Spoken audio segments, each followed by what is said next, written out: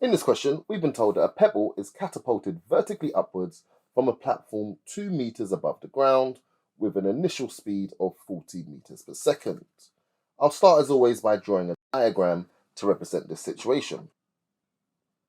So I'll start with the floor and the platform 2 meters tall. Here's the particle.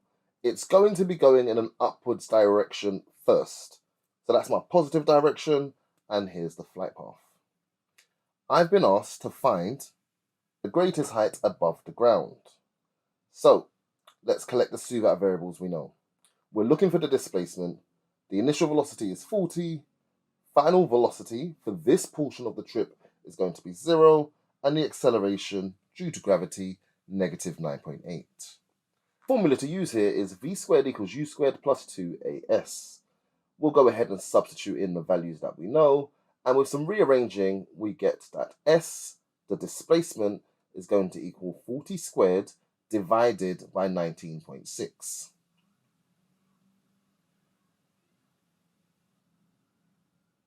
That gives us a displacement of 81.6 meters. If this is the displacement, then the distance above the ground is going to be an extra 2 meters. So 83.6 meters is the distance above the ground. In part B of the question, we're asked to find the time taken to reach this greatest height.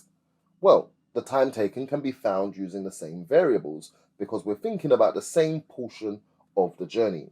So let's go ahead and substitute v equals u plus at with us looking for t.